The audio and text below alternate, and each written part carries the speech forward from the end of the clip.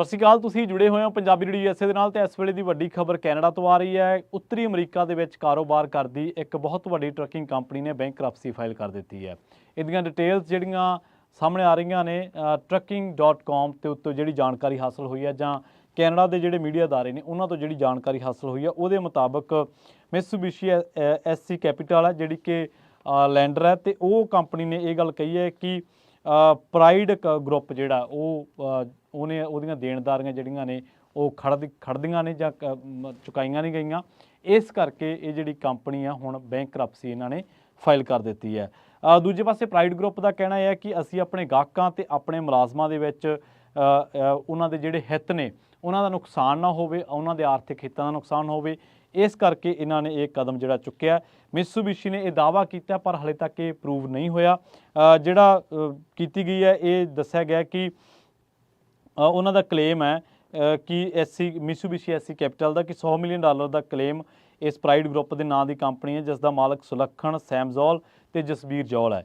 ਇਹ company truckingnews.com ਦੇ ਮੁਤਾਬਕ ਜਿਹੜੀ ਜਾਣਕਾਰੀ ਆਪਾਂ ਨੂੰ ਮਿਲੀ ਆ ਉਹਦੇ ਮੁਤਾਬਕ ਇਹ ਕੰਪਨੀ ਇਸ ਟਾਈਮ ਉੱਤਰੀ ਅਮਰੀਕਾ ਤੇ ਕੈਨੇਡਾ ਦੇ ਵਿੱਚ 50 ਤੋਂ ਵੱਧ ਥਾਵਾਂ ਤੋਂ ਜਿਹੜੀ ਕੰਮ ਕਰਦੀ ਹੈ ਤੇ ਕੈਨੇਡਾ ਦੇ ਵਿੱਚ 20ਵਾਂ ਰੈਂਕ ਹੈ ਜਿਨ੍ਹਾਂ ਦੇ ਕੋਲੇ ਲੌਜਿਸਟਿਕ ਦੇ ਮਾਮਲੇ ਦੇ ਵਿੱਚ ਟਰੱਕਿੰਗ ਕੰਪਨੀ ਦਾ ਜਿਹੜਾ ਇਹਨਾਂ ਦਾ ਸਾਈਜ਼ ਆ ਉਸ ਹਿਸਾਬ ਦੇ ਨਾਲ, ਕਿਉਂਕਿ ਇਹਨਾਂ ਕੋਲੇ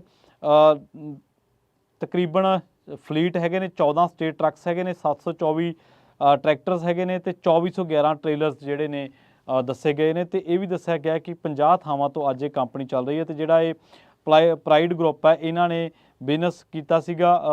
ਬਿਜ਼ਨਸ ਕਰਦੇ ਨੇ ਇਹ ਨਿਊ ਟਰੱਕਸ ਦਾ ਵੀ, ਯੂਜ਼ ਟਰੱਕ ਦਾ ਵੀ, ਟਰੱਕ ਸੇਲਸ ਦਾ ਵੀ ਕੰਮ ਕਰਦੇ ਨੇ, ਟਰੱਕ ਲੀਜ਼ ਦਾ ਵੀ ਕੰਮ ਕਰਦੇ ਨੇ, ਫਾਈਨੈਂਸਿੰਗ, ਲੌਜਿਸਟਿਕ ਤੇ ਮੇਨਟੇਨੈਂਸ ਤੇ ਫਿਊਲ ਸੇਲਸ।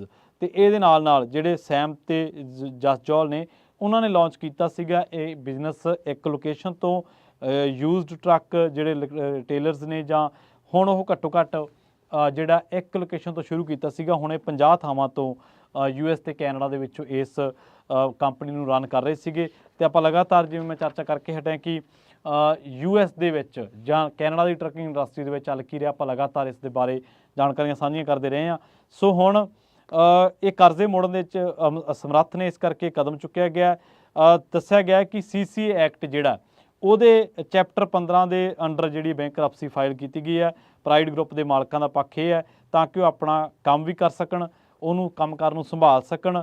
ਤੇ ਵੱਡੀ ਖਬਰ ਇਹ ਹੈ ਕਿ ਉੱਤਰੀ ਅਮਰੀਕਾ ਦੇ ਵਿੱਚ ਕੰਪਨੀ ਜਿਹੜੀ ਇਹ ਕਾਰੋਬਾਰ ਕਰਦੀ ਸੀਗੀ ਇਹ 50 ਲੋਕੇਸ਼ਨਾਂ ਤੋਂ ਕੰਮ ਕਰਦੀ ਸੀ ਤੇ ਇਹਨਾਂ ਦੇ ਕੋਲੇ ਤਕਰੀਬਨ ਤੁਸੀਂ ਅੰਦਾਜ਼ਾ ਲਾ ਸਕਦੇ ਹੋ ਕਿ 14 ਸਟੇਟ ਟਰੱਕਸ ਹੈਗੇ ਨੇ, 724 ਟਰੈਕਟਰਸ ਤੇ 2411 ਟ੍ਰੇਲਰਸ ਜਿਹੜੇ ਨੇ 14 ਟਰਮੀਨਲਸ ਦੇ ਨਾਲ ਇਹਨਾਂ ਕੋਲੇ ਬਹੁਤ ਵੱਡਾ ਕਾਰੋਬਾਰ ਸੀਗਾ। ਇਹ ਕੰਪਨੀ ਨੇ ਹੁਣ ਚੈਪਟਰ 15 ਜਿਹਨੂੰ ਆਪਾਂ ਕਹਿ ਦਿੰਦੇ ਹਾਂ ਤੇ ਟਾਈਟਲ 11 ਦੇ ਵਿੱਚ ਜਿਹੜਾ US ਦੇ ਵਿੱਚ ਯੂਨਾਈਟਿਡ ਸਟੇਟ ਬੈਂਕਰਪਸੀ ਕੋਰਟ ਹੈ ਉਹਦੇ ਵਿੱਚ ਇਹਨਾਂ ਨੇ ਚੈਪਟਰ 15 ਦੇ ਅਧੀਨ ਜਿਹੜੀ ਬੈਂਕਰਪਸੀ ਹੈ ਉਹ ਫਾਈਲ ਕੀਤੀ ਹੈ। ਸੋ ਟਰੱਕਿੰਗ ਇੰਡਸਟਰੀ ਦੇ ਨਾਲ ਜੁੜੀ ਇਹ ਬਹੁਤ ਵੱਡੀ ਖਬਰ ਹੈ ਤੇ HC ਜਿਹੜੀ ਮਿਤਸੂਬਿਸ਼ੀ SC ਕੈਪੀਟਲ ਕੈਨੇਡਾ ਉਹਨਾਂ ਦਾ ਇਹ ਦਾਅਵਾ, ਹਾਲਾਂਕਿ ਇਹ ਦਾਅਵਾ ਪ੍ਰੂਵ ਹਾਲੇ ਤੱਕ ਨਹੀਂ ਹੋਇਆ। ਬਹੁਤ ਬਹੁਤ ਧੰਨਵਾਦ।